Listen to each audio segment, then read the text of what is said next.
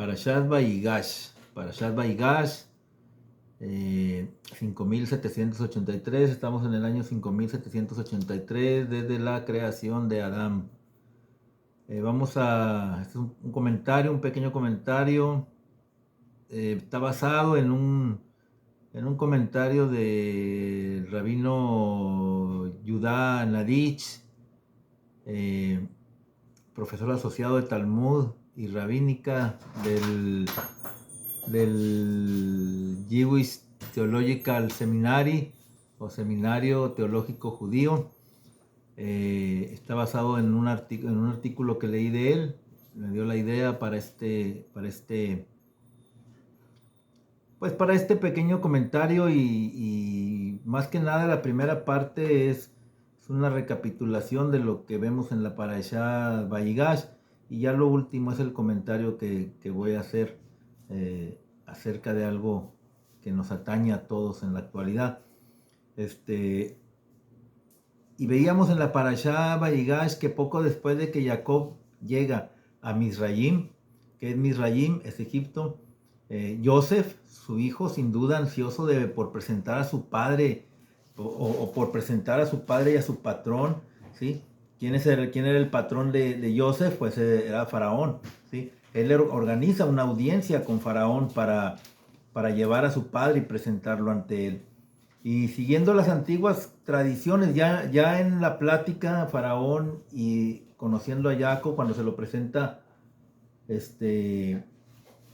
cuando Joseph le presenta a Faraón a Jacob, y siguiendo, como les digo, las antiguas tradiciones de conversación cortés, y eso todos lo hemos hecho en alguna ocasión, Faraón le hace una pregunta que podemos decir que es una pregunta prosaica, ¿sí? Faraón le pregunta a Jacob, se me queda la costumbre de decir Jacob como si fuera en inglés, ¿verdad? Pero es Jacob. Le pregunta a Jacob, ¿cuántos años son los de tu vida? Nosotros preguntaríamos, ¿cuántos años tienes? ¿Sí?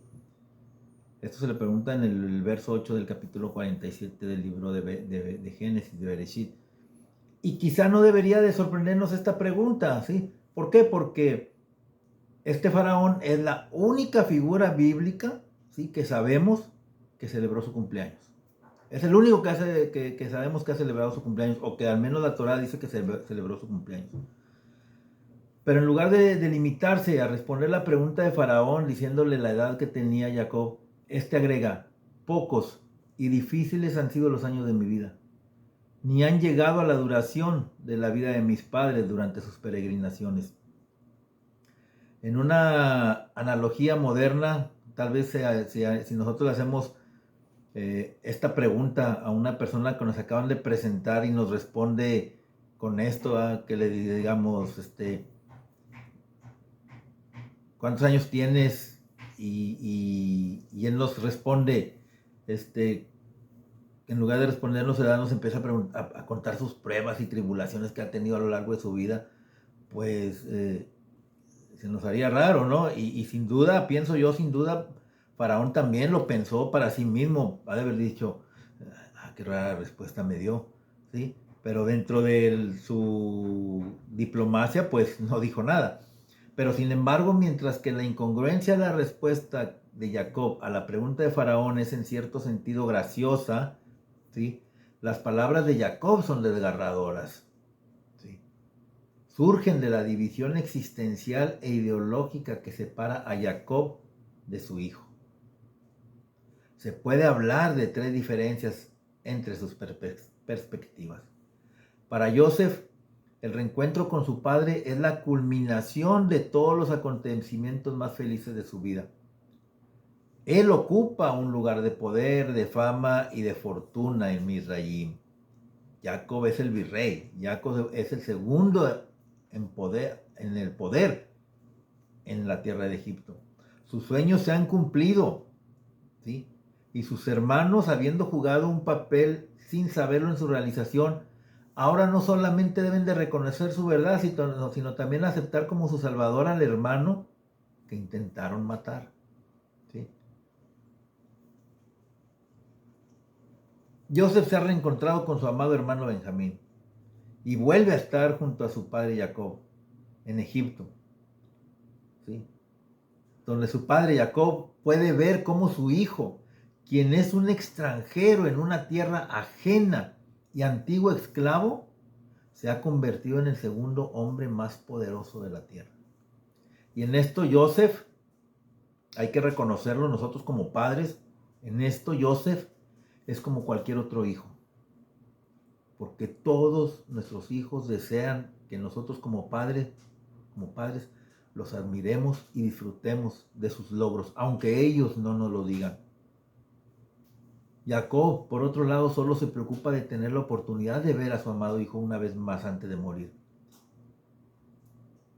Joseph le insiste a sus hermanos en sus instrucciones, cuando los envía por su padre, les dice: debes decirle a mi padre todo acerca de mi alta posición en Egipto y todo lo que has visto.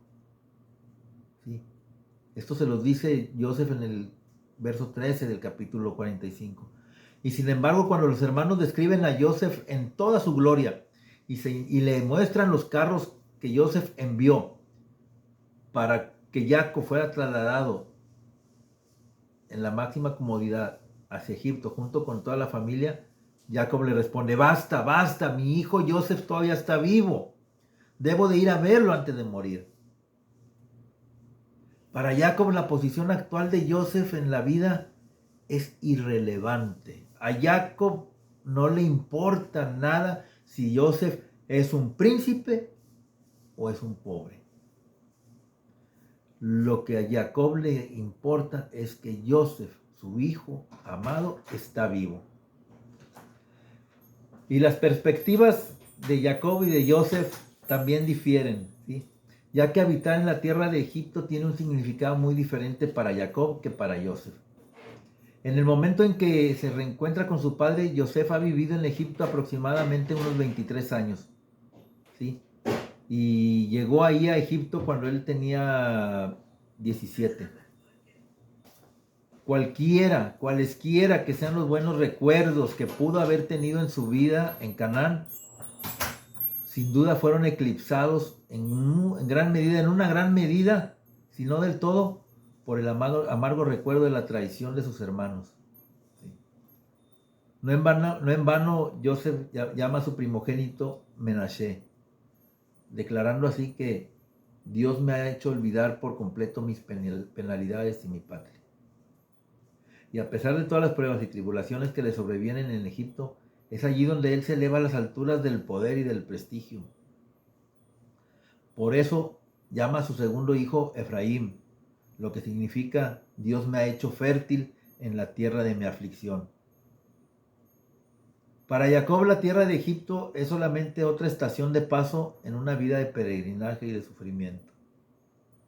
Jacob ha tenido que huir de la casa de su padre para evitar la ira de su hermano Esaú. En Aram estuvo bajo el control de un suegro manipulador, a quien finalmente burla, pero de quien también debe de huir. Su amada Rachel muere justo cuando él está a punto de entrar a la tierra de sus antepasados. Y a esto le sigue la violación de su hija Diná y la consiguiente masacre en Shekem, esa masacre que hacen Leví y Shimón. Y la usurpación de su concubina por parte de su hijo mayor Rubén, que ese es un tema que tal vez haga un comentario entre semanas sobre esto, porque hay muchas teorías sobre este episodio entre Rubén, la concubina y la concubina de su padre Jacob. Pero nos estamos desviando del tema. Jacob finalmente regresa a casa, justo a tiempo para enterrar a su padre Yitzhak.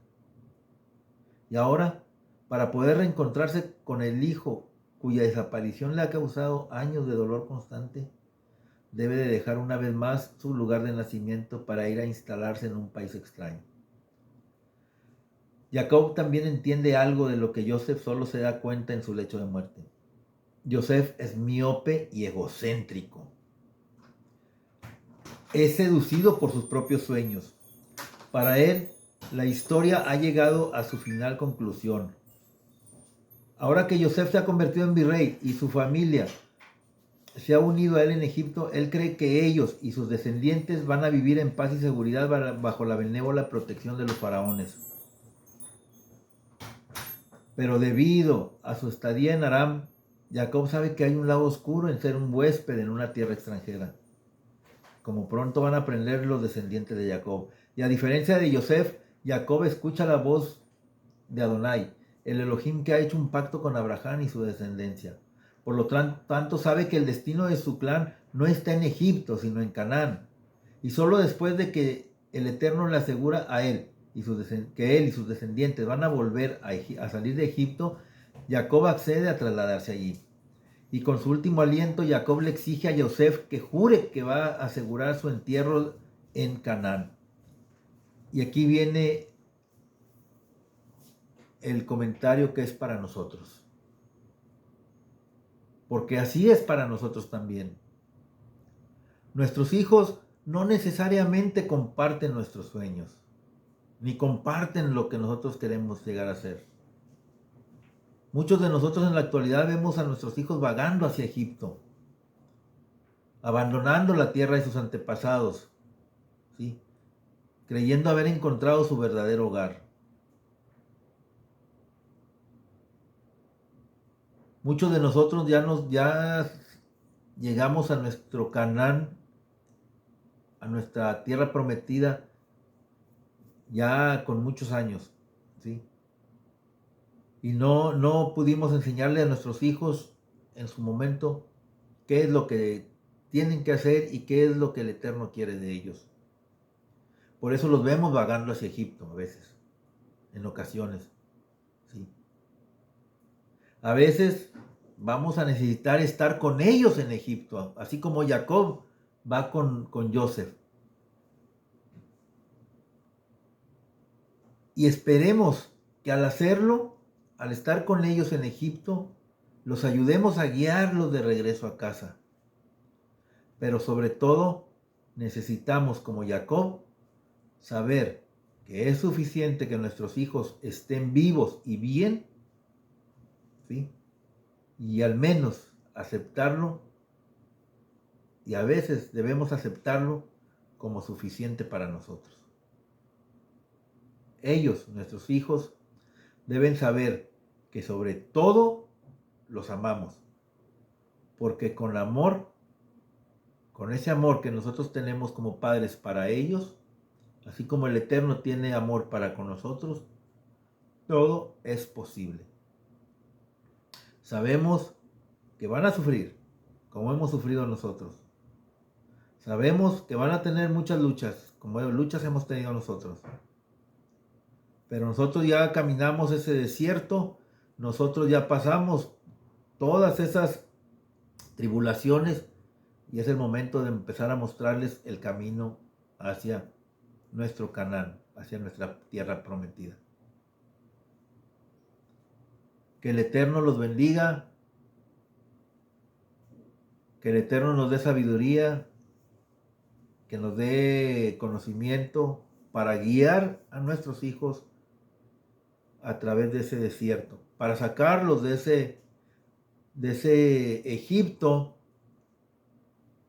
para ir a Egipto, mejor dicho, y sacarlos de ahí y llevarlos a través de ese desierto hasta la tierra prometida. Que el Eterno los bendiga. Shabbat Shalom, Shabbat Tov.